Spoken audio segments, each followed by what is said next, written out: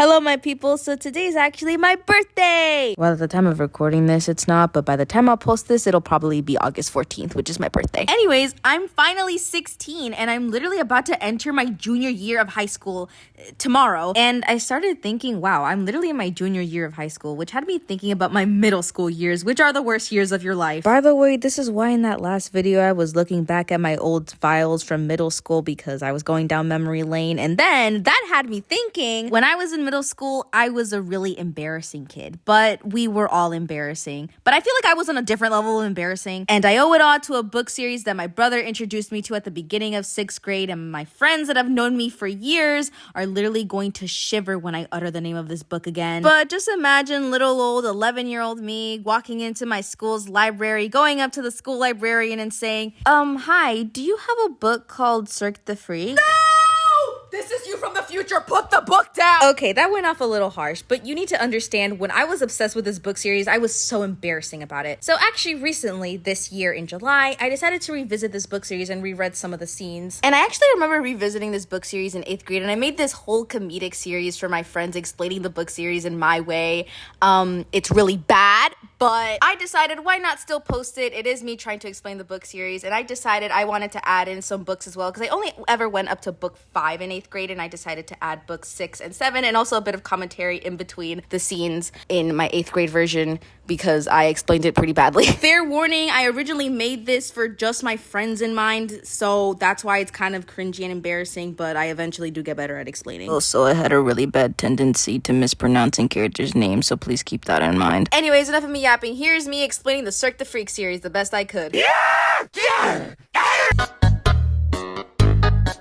Okay, so this is Darren and this is Steve. Darren is the good boy, Steve is bad boy. One of their friends brings a poster for a freak show that he found in his brother's room, and he's like, yo guys, we should totally go.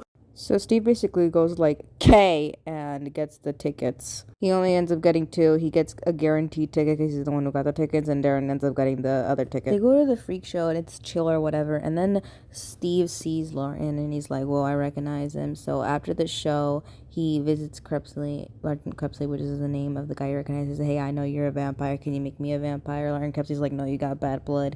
And Darren actually ends up seeing the whole thing. Darren ends up stealing Larton's spider, and it ends up biting Steve. And he wants to help Steve, so he goes to Larton. He's like, hey, can you help me? And he's like, the only way I'll help you is if you become a half vampire. And he makes him a half vampire. Then Steve gets jealous and all that stuff, and he swears to destroy Darren or something. I don't know.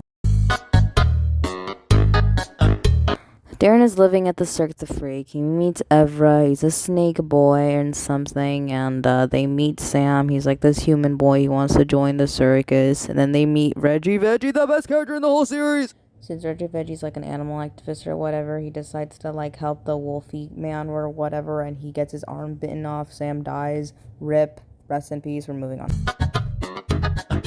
So basically, Lauren Crepsley takes Darren and Ivra into a little trip into his old hometown. They meet, like, this Vampinese guy. Vampinese are really evil and stuff. They got purple skin, red eyes, and, like, they kill humans.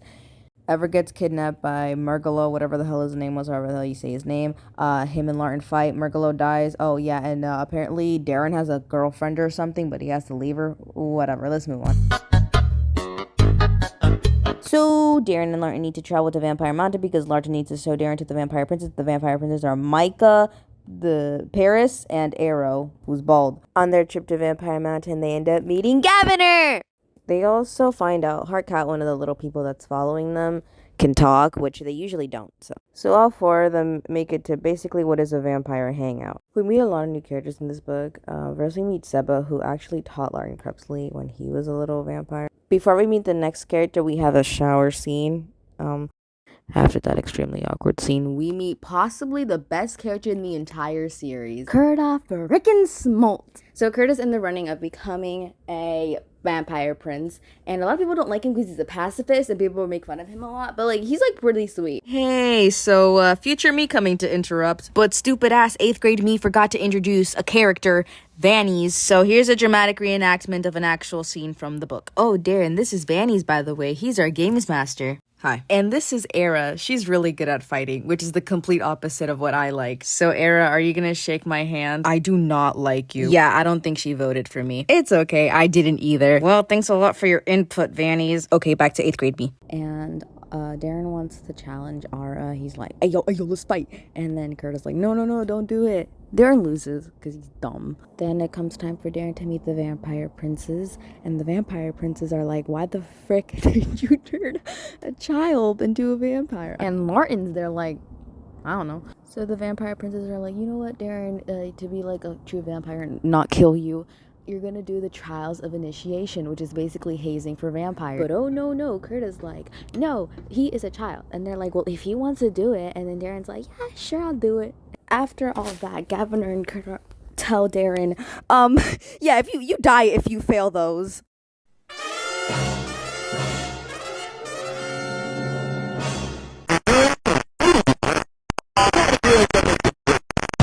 So basically Darren has to do the trials of initiation now because he was an idiot and didn't let anyone explain to him that if he fails these, you're gonna die. His first trial is something about water and stuff. He passes, unfortunately. Then he gets something about needles and he passes again. And then, oh wait, party stuff. Let's freaking go. Vampire party, you guys. Whoop! So during this vampire festival, Ara goes up to Curta and she's like, let's freaking fight. And Curta's basically like, yeah. Unfortunately for him, he had to accept and he beat her up. Then Darren gets burned to a crisp and he survives. Then his next trial is to survive 2 boars. And the boars are on crack, by the way. Loses because Hardcat actually ends up saving him. And the vampires are like, nah, we don't do that around here. So they want to kill him because he technically broke the rules. And so Curta was having none of that. So he went to Darren's room and was like, let's sneak you out. And so they sneak out together. And Gaviner catches them and he's like, what's going on here? He wants to take them back, but he realizes that Curtis is trying to save Darren. And he's like, all right, fine. I'll make an exception. Gaviner's like, let's go my way instead of Curta's way, the one who has all the maps. So, of course, because they're going Gaviner's way, they end up finding Vampanese. And so they fight them, but Darren kind of runs off. But instead of running away, he decides to stay back and watch them fight. So Curta and Gaviner devise a plan, and they put it into action. So in the middle of Curta's turn to fight, he turns around and ends up stabbing Gaviner right in the freaking gut. And Darren's in shock. I'm in shock. And Curta turns around and he sees Darren still there. Okay, Curta literally goes, this is an actual part in the book where he literally goes, oh, how much of that did you see? Bro, you're covered in blood and Gaviner's dead body is right next to you. What do you think Darren's gonna think? But anyways, so stupid ass 8th grade me didn't explain this, but after Darren found out that Curta was a traitor and he killed Gaviner and everything, he kind of jumped into a lake or something, so, you know, he had to deal with that for a little bit. Okay, whatever, boring stuff happens. He sneaks back into the mountains somehow, I forget how, but he sneaks back in, and he meets up with Seba, the old-ass guy that used to teach Larton, and he's like, Darren, what the fuck? So, Darren takes a second to explain everything that happened in the tunnels with Seba, and he's like, damn! So he killed him. That's wow. And Seba believes him, but Curta's literally about to become a prince in like 0.2 seconds, so they need to go stop him if this is true. And literally seconds before Curta's about to become a prince, Darren's like, stop! And he's like, guys, I have a confession. Curta killed Gaviner. Everyone is shocked, and like the princes go up to Curta and they're like, is this true? And he's like, yeah. So, bam, Curta's in jail, and Darren is the hero, and he saved the day. The thing is, they're about to have a war, because remember those Vampanese? Yeah, they're still down there, and they're about to attack, so... Yeah! Yo, so I got it wrong. It wasn't a war. It was just like a battle. Also, I just want to say the reason Darren has an existential crisis is because he killed a Vampanese, and he felt bad about it, and he was like, maybe Curta's right. Ara's dead now, so that happened. Yeah. But after that fiasco, it's time for Curta's questioning, and it's where the princes ask Curta why the heck he did what he did. And throughout this entire questioning, it's just a game of nuh-uh. You mean nuh-uh? Yes, this is serious. Literally, I'm not even joking. Whenever he answers their questions, they go, are you lying? No, but you weren't even there. The point is, the way that it ends is they're like, despite all your really good reasonings, you're dead, and you're dying by execution because we hate you all now. Well, that's too bad. Unfortunately, nobody became a prince today. Oh, wait, never mind. Darren's still here. You know what, Darren? You're a prince now. Bro, are you kidding me? Okay, I'm kidding with you. They made him a prince because if they didn't, they would have to kill him, and everyone just loves Darren now, I guess. So, you know, he becomes a prince because of course he does. Hey, finally, a new aspect ratio. So, I don't know what's with me and forgetting to explain stuff, but the whole reason that Kurta did his whole thing with the Vampanese is because he wanted to avoid a war. And he's a little dead right now, so there's gonna be a war. So anyways, at the start of this book, Mr. Tiny visits and he's like, there's gonna be 3 hunters who are going to go kill the Vampanese lord.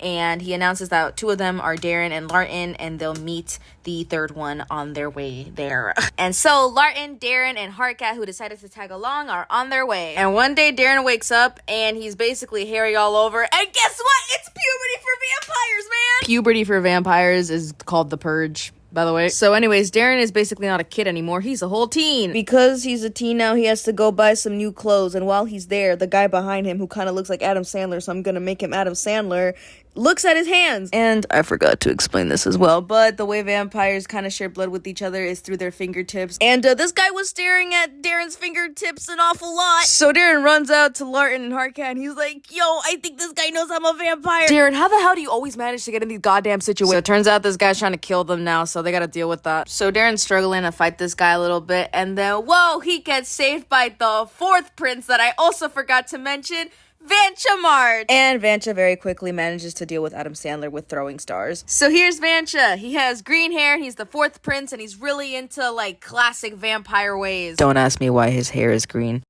So, safe to assume Vancha is the 3rd hunter. Now, here's a dramatic reenactment of a scene from book 7, because I actually really like this scene. So, Darren thinks that Vancha is completely anti-Vampanese, and then Vancha hits him with the, well, I think Vampanese are noble and true. I don't agree with their feeding habits. There's no need to kill when we drink, but otherwise, I admire them. Vancha was the one who nominated Kurta to become a prince. Oh, I admired Kurta. He was known for his brains, but he also had guts. He was a remarkable vampire. Don't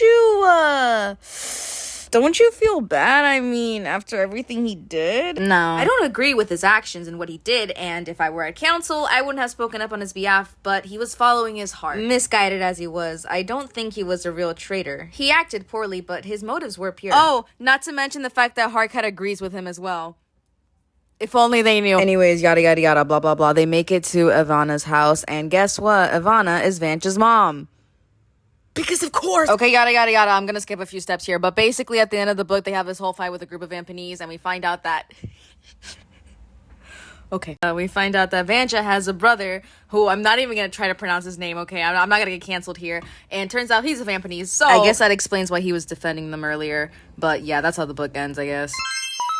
So at this point, little old Darren is not so little anymore. He's a whole teen now and went through something called a purge, which is basically puberty for vampires. He's also extremely depressed. If you remember correctly, Mr. Crepsley died in the last book, so...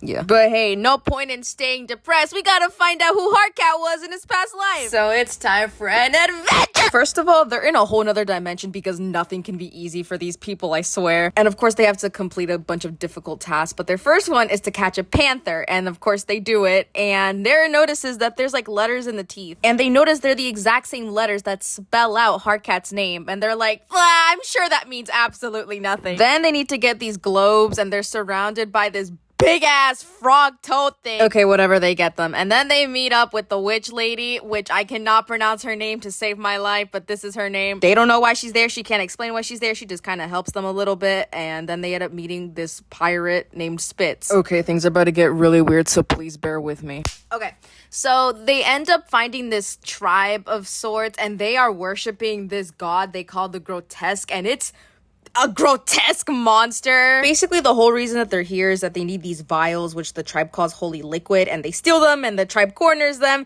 and then they start breaking the floorboards, and they end up in a kitchen. And Spitz is there, of course. Heartcat also finds these postcards in the kitchen, but shh, we'll talk about that later. Anyways, they finally reach the Lake of Souls. This should be easy now, right? Nope, dragons! Also, turns out Spitz is a cannibal, and he wants to eat the people from the lake. Brother, a bunch of crazy stuff happens, but to summarize, Spitz got eaten by the dragon, and now Darren has to fend off the dragon with the orbs. Meanwhile, Heartcat is using a net to try and fetch his soul. And boom, Heartcat finally gets his soul, and it's none other than, it's Kurta. So they're all sitting around a campfire kind of awkwardly. Yeah, also Mr. Tiny's here too, and they're kind of just sitting there. So after an extremely awkward silence, Kurta's like, so how long have I been dead for? And Darren's like, 8 years, and Kurta's like, only 8? So there's a quick little scene of everyone just apologizing to everyone, and it's just a sweet little thing. And then Mr. Tiny's like, a Okay, so both of you can't be alive at the same time. So, Kurta, you have to make a decision. Either you live and Hardcat dies and loses all his memories, or you die again and go back into the lake once again. But when Hardcat dies, his soul might go to paradise and you might go with him. So what's your choice? Wow, what a great array of options you've given me. No offense, but if this were based on looks, then I would be the choice. Yeah, and if this were based on loyalty, then I would be the clearly obvious choice, because I've never hurt or betrayed my friends. Oh, he kind of gagged you with that one. Okay, well, Darren, what do you think? No, when you were alive, you made all of your own choices, and now you're dead, so now you gotta be the man that you were before you died and make your own choices again, buddy. Oh, well said, Hardcat, well said. That was a nasty read. Damn! And in the end, Kurta just decides to take the L and let Hardcat keep living his life, cause he knows Hardcat's good, so he'll go to paradise anyway. It's honestly really sweet and adorable to see. Oh, and by the way, those postcards are from the future. What the Okay, so I hope you enjoyed that, but obviously there's still 2 more books in this series, and there's another 2 books that I didn't do, but listen, this video has already taken enough of my sanity. Please let me be lazy just this once. Okay, so here are some of my closing thoughts as I show you guys a speed paint of me drawing my favorite character. As I said earlier, I wanted you guys to try to guess, but I made it fairly obvious, and it's obviously Kurta. He's just such a deep and nuanced and interesting character, and I could literally do a whole deep dive about his character, but we'd be here for hours, and y'all aren't ready for that conversation. But anyways, despite how cringe I was in 2019, I'm still really glad I grew up with this series, and I still would recommend this book series. It's actually really well written and still good after all these years. I'm so surprised I went this long without mentioning the manga to this book series that it had. I would also recommend reading that. I own almost all of them except for the 12th one, and if you have trouble visualizing, I would totally recommend reading that as well. Also, really cool fun fact, but when I tweeted out this art, the author liked my tweet. He liked my tweet with my art, you guys! Alright, my peoples, thank you so much for sticking to the end and actually watching this entire video. If you did, I love you, and just thank you so much for just listening to me hyperfixate about this old book series that I was obsessed with in middle school. And my final closing thought is, whatever you do, do not watch the movie. I used to think I was smart, but you made me look so naive. The way you sold me for parts, you suck your teeth into me. Oh, blood sucker, dream crusher, leaving me dry like a gosh darn vampire. Ba-da-da-da.